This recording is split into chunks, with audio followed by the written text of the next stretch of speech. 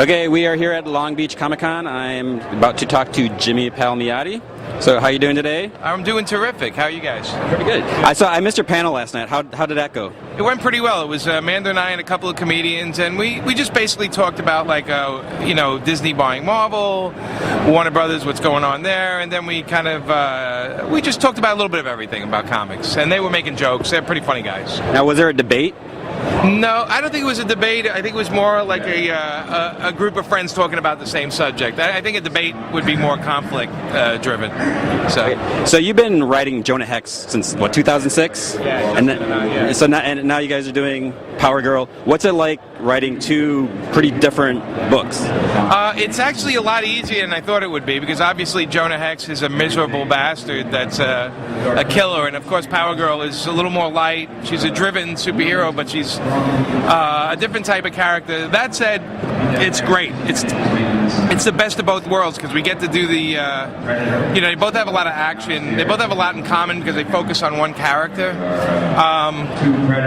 That says that's where it ends, because one is a period piece and the other one's modern day. I think we just got really lucky. We got super lucky because we have not only great artists on Hex, but we have Amanda on Power Girl, and I think she's really making that book her own. So it's been going great.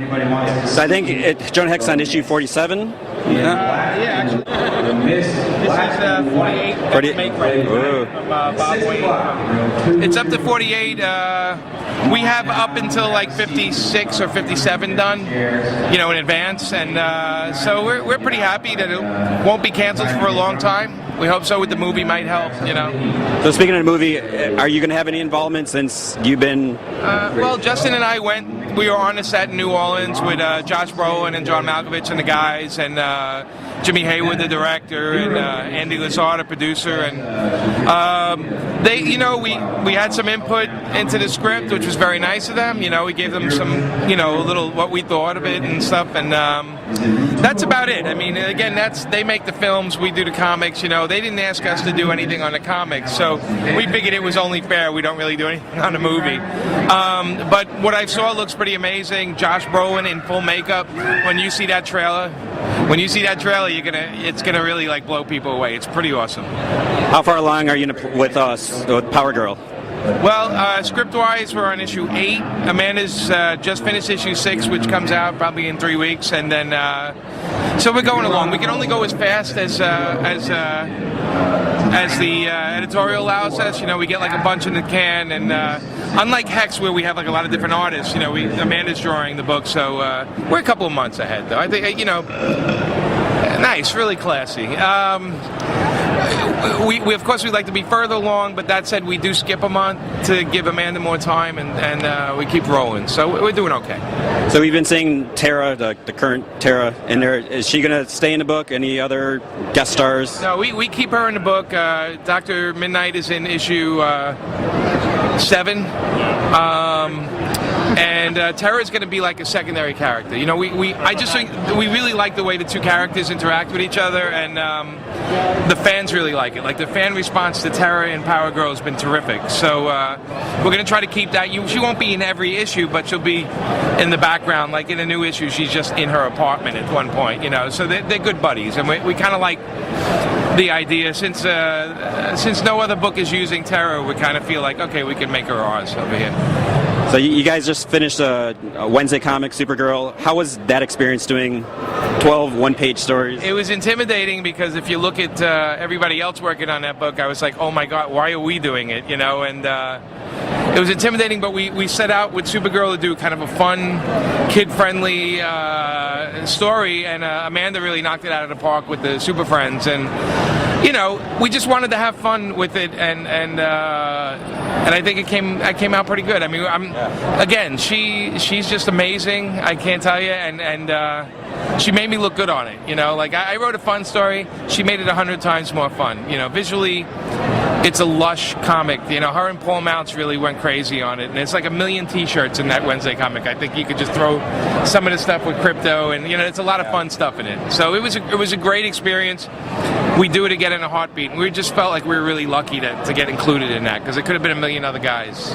Now you're going to be working on Vampire Hunter D. Is that still this? That we the guys that own the license wanted it their way or the highway, and when I was initially hired, it was to give me my version of Vampire Hunter D, and the license people weren't that excited about having any other version but the one they had, and I said, honestly, then you can get anybody to write this, because I don't really need to do it. So I backed out of that, and in the meantime, worked on Last Resort for IDW, and then we're doing a thing called Time Bomb for Radical. So that's what's keeping us busy outside of that.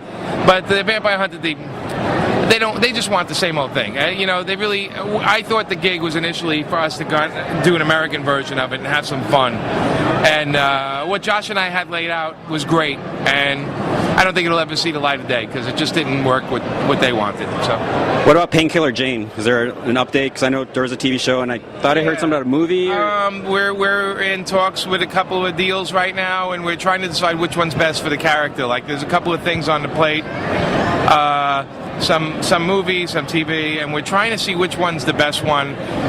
Also, which one will give me the most control over the character. So we've been through it twice with Jane, and next time you see her, it's going to be just like the comic, or it's not going to be. So we're gonna hang tight. Joe and I are just gonna hang back and let them make the right offer. Otherwise, we're not interested. So now, are you also attached to Dead Space?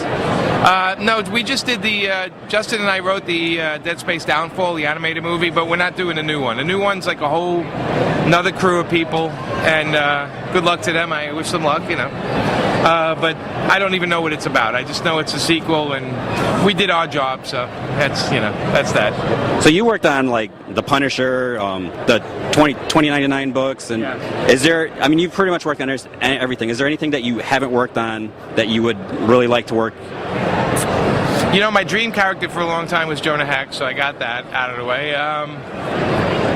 At one point, I wanted to do Black Orchid, but honestly, I think I've done everything, like the characters that I want to work. I mean, I'd like to reboot some stuff, but honestly, I'd rather be doing some new stuff. I'd rather introduce a couple of new characters and kind of get stuff. Like Mike Mignola is known for Hellboy. I'd like to find my second Hellboy, because I think Painkiller Jane I'm associated with pretty well, and I like to do some more new stuff, and that's probably what we're going to focus on, a lot of stuff. And Amanda and I are doing some stuff together with Justin that for next year that hopefully we get an audience, or not. We throw it out there. If it sticks, great. And the last thing, I believe you wrote the pilot for Speed Racer: The Next Generation. Yeah, we wrote it was 3 episodes put together. It was kids cartoons. So it's like ages 5 to 8 or something. My daughter watched it. Yeah. So we wrote that. Justin and I wrote that, and that was a lot of fun. Those great guys, and a very simple version of the cartoon. It's not, it's not classic Speed Racer, but I watch kids watch it, and they love it, and that's all that matters, right? It's made for them. It's not made for guys like you and I. But we wrote the 3 episodes of that, and that was a blast. I actually had a good time doing it. So you don't know the secret, what happened to Speed? No, I don't know. They don't tell us. We hinted at some stuff, but no, they saved that for I guess later episodes or something. All right. Well, thank you for your time, and I'll talk to you again. Thank you so much. Pleasure.